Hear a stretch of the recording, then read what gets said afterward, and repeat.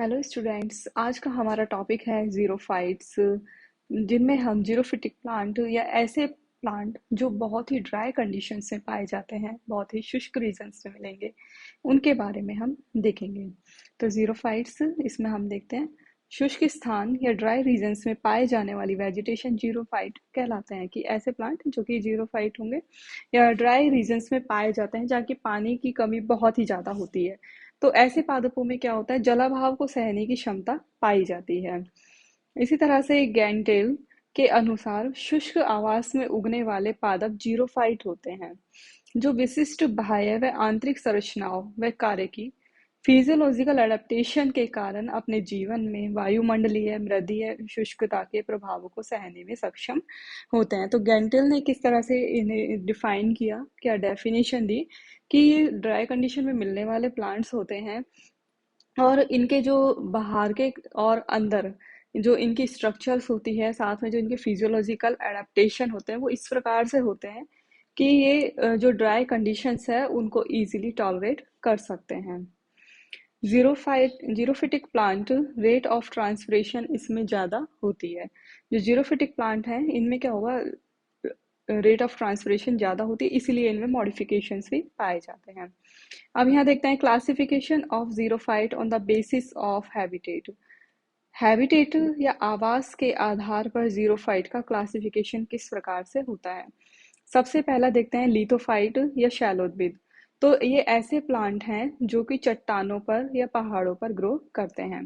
दूसरा है क्रिप्टोफाइट। क्रिप्टोफाइट या शीतोद्भिद पहाड़ों की चोटी पर बर्फ या टुंड्रा रीजन में पाए जाते हैं, जहाँ पर बर्फ से ढकी हुई चोटियां मिलेंगी पहाड़ों पे, उन पर पाए जाएंगे। लिथोफाइट चट्टानों पर, क्रिप्टोफाइट बर्फ पर, सैमोफाइट सैमोफाइट बालू को उद्भिद कहलाते हैं, और सैंड्यून्स जो रेत के टीले होते हैं मरुस्थल में, वहां पर ग्रो करते हैं। नेक्स्ट है ऑक्सी हेलोफाइट्स, अम्लोद्भिद होते हैं, अम्लीय मृदा में ग्रो करते हैं। हेलोफाइट्स लवणोद्भिद होते हैं और जो लवणीय झील या मृदा होती है उसमें ग्रो करते हैं। तो इस तरह से आवास के आधार पर जीरोफाइट का क्लासिफिकेशन किया और उन्हें 5 भागों में डिवाइड किया गया: लिथोफाइट, क्रिप्टोफाइट, सैमोफाइट, ऑक्सी हेलोफाइट्स, हेलोफाइट्स। अब यहाँ देखते हैं जीरोफाइट वर्ड, ग्रीक वर्ड है, उससे उसका ओरिजिन हुआ है। जीरोस मीन्स ड्राई, मतलब सूखा, शुष्क, और फाइटोन मीन्स प्लांट। तो इस तरह से इसका ओरिजिन हुआ। अब यहाँ देखते हैं इसकी डेफिनेशन।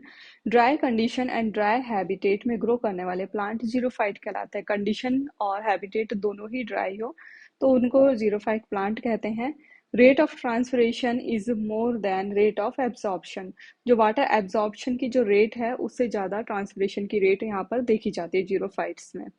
अब इसी तरह से देखते हैं कि ड्राइनेस किस किस प्रकार की यहाँ पर पाई जाती है। जब हम ड्राई कंडीशंस की बात कर रहे हैं तो किस आधार पे उसको बांटा गया है। तो शुष्कता के प्रकार में हम सबसे पहले देखते हैं कि 3 प्रकार की ड्राइनेस यहाँ पर देखी जाती है।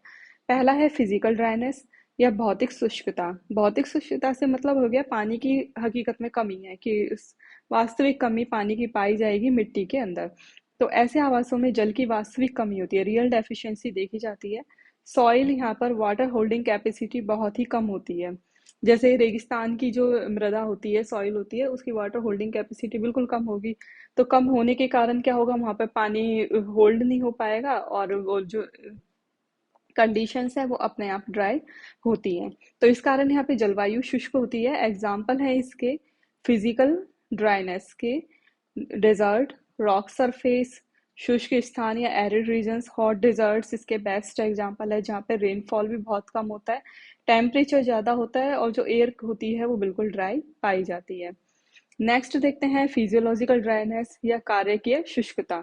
फिजियोलॉजिकल ड्राइनेस से मतलब हो गया कि सॉइल के अंदर पानी अवेलेबल है, लेकिन वो फिजियोलॉजिकली, प्लांट अपने फिजियोलॉजिकली उसे यूज में नहीं ले सकता।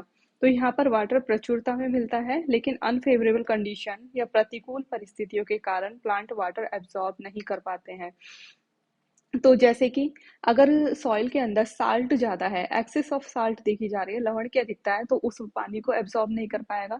इसी तरह से एसिडिटी ज़्यादा है, अम्लीयता, तो उस पानी को भी जो प्लांट है वो एब्जॉर्ब नहीं कर पाएगा। इसी प्रकार से लो और हाई टेम्परेचर है, कम या अधिक तापमान, तो उसे भी वो एब्जॉर्ब नहीं कर पाएगा। इसी तरह से मिनरल जैसे जिंक, मॉलिब्डेनम, इसकी कमी है सॉइल के अंदर, तो वहाँ पर भी फिजियोलॉजिकल ड्राइनेस देखी जाती है कि प्लांट वाटर एब्जॉर्ब नहीं कर पा रहा। तीसरा टाइप देखते हैं फिजिकल एंड फिजियोलॉजिकल ड्राइनेस, भौतिक व कार्य की शुष्कता। तो अब क्या होगा, ऐसे आवास होंगे जहाँ पर जो ड्राइनेस है वो जल की रियल डेफिशिएंसी होगी और साथ में प्लांट भी एब्जॉर्ब नहीं कर पा रहा।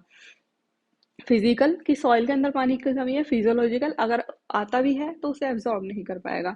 तो जैसे कुछ आवासों में ड्राइनेस, शुष्कता, जल की रियल डेफिशिएंसी व पौधों द्वारा वाटर एब्जॉर्प्शन में असमर्थता के कारण होती है। एग्जाम्पल है इसका हाई स्लोप्स, जैसे चट्टानों की ढलानें होती हैं, पानी वहां पर बह करके भी आएगा लेकिन प्लांट उसे एब्जॉर्ब नहीं कर पाता। तो इस तरह से यहाँ पर ड्राइनेस है जो उसके तीन पार्ट दिखाए हैं, physical dryness, second physiological and third physical and physiological.